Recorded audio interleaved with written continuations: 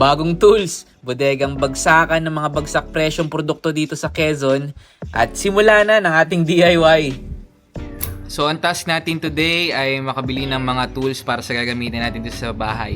Bago natin masimulan yung pag-iikong handyman dito sa bahay, syempre kailangan pa rin natin ng mga tools na gagamitin natin. Hindi naman pwedeng kamay lang tayo magbabali at magpuputol ng mga bakal, di ba? So, ngayong araw ay pupunta kami doon sa dalawa sa mga shop na titingnan natin nung kakailanganin nating tools. At yan, suportado ni Mrs. Gusto niyang kasama daw siya. Excited ako. So parang feeling bibili ng laruan ano. At tara, samahan niyo kami.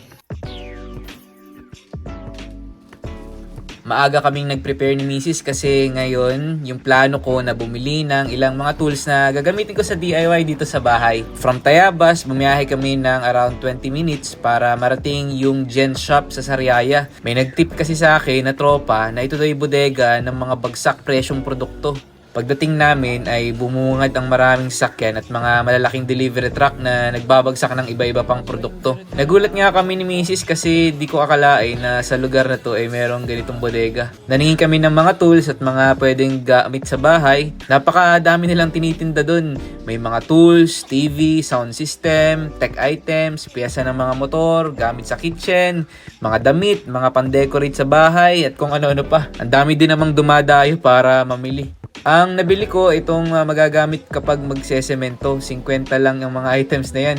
Tapos yung safeguard na body wash kasi ang mura din compared doon sa department store. Meron ding tools na gusto kong bilhin pero halos ganun din yung presyo.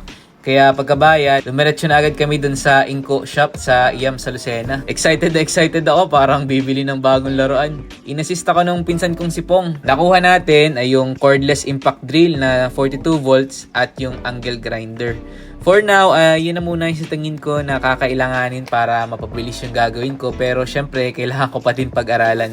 Binigyan pa nga ako ng discounts. Ayos! Inabot na kami ng lunch, kaya nag-lunch kami dun sa malapit na mall. Sakto, sale yung mega box. Syempre, kailangan ng maayos na lalagyan ng mga bagong laruan. Kaya pag uwi, talagang ayos ang ligpit.